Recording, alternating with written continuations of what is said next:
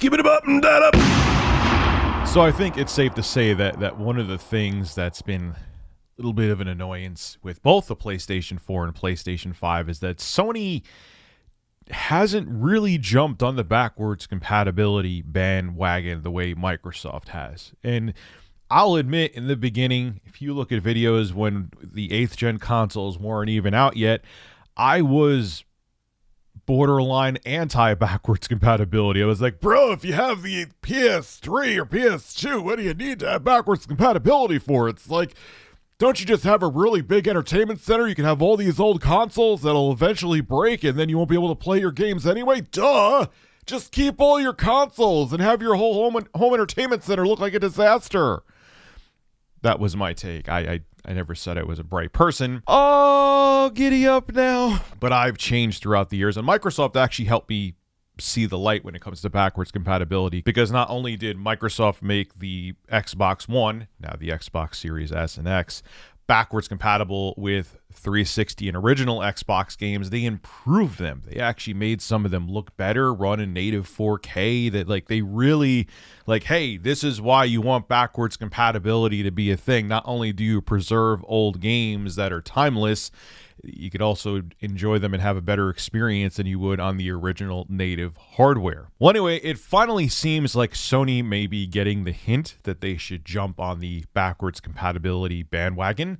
And on March 18th, they filed a patent which hints that they may not only be having old games run, like PS3, PS2, and PS1 games run on the PlayStation 5, they're going to be adding trophies to these old games, which I think that's amazing. Anyway, this comes from comicbook.com. I'll read it to you, then we'll discuss. On March 18th, a new patent from Sony was published titled Method and Apparatus for Awarding Trophies. On the surface level, this patent isn't really very interesting, but it's about awarding trophies for emulated games. And the only games Sony would be emulating in 2021 would be legacy games like those on PS3, PS2, and PS1. Of course, the patent makes no mention of PS5 backwards compatibility support, the aforementioned legacy consoles, or anything too juicy, but it does mention emulation quite a bit. Beyond this, it's brimming with technical jargon. I'll read some of it to you. A computer-implemented method assigns one or more trophies to a user. A game is emulated in response to a request from a client device.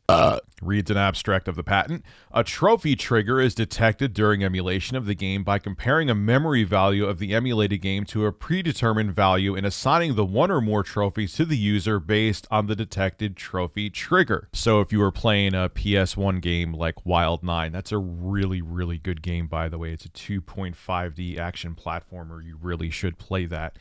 That maybe if they have that running on the PlayStation 5, they'll have trophies, and they really should do that. Wild 9 is a really good game, and I believe Tommy Tellerico actually did the soundtrack for that game. I remember I actually pirated that game back in the day. I rented it from Blockbuster, copied it with my CD burner that was Bleeding Edge Tech in the late 90s, and for some reason it wouldn't play the soundtrack. So there was that too. Sorry, Tommy. I pirated the game as a kid, and I couldn't hear your soundtrack after I burnt the disc.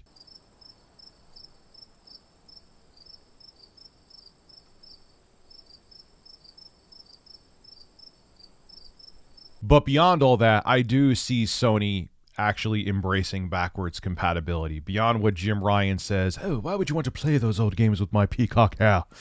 Oh, they're so old and don't have as many polygons or ray tracing. Why would you want on earth to play them? Who cares about replay value and playability, even if it's a classic game that's enjoyable? Who wants to play Fear from 2005 when there's new first-person shooters that still don't have as good of AI? Why do I keep talking like Jim Ryan? Does Jim Ryan even talk like this, baby? But you get my point, though. That's Jim Ryan's take. Old games are old. You should play new ones. But what Microsoft has shown, and I always use Red Dead Redemption, the original Red Dead Redemption, as an example, is that not only do people still want to play old games, even from the 6th generation, if you make them look better, it actually breathes new life into them.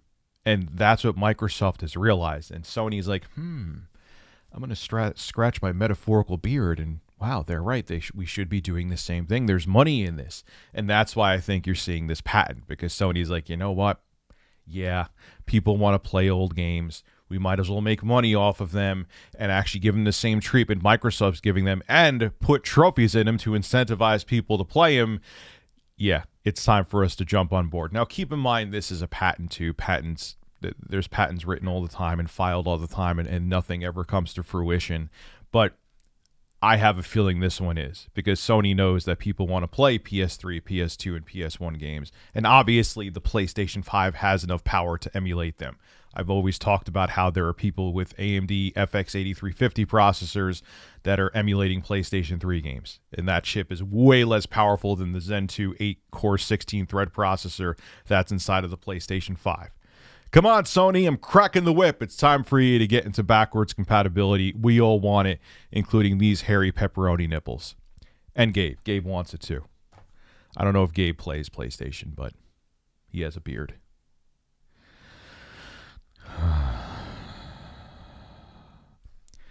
Make sure you subscribe to Review Tech USA and make sure you click that bell too to get notifications, or Gabe's beard is going to come after you. Hey, if you enjoy my content, consider becoming a Review Tech USA member. I'll have a link below in the description. I live stream now on this channel all the time, and it gives you access to cool emoticons to use as well while I live stream. Again, link below in the description. Thank you for your continued support.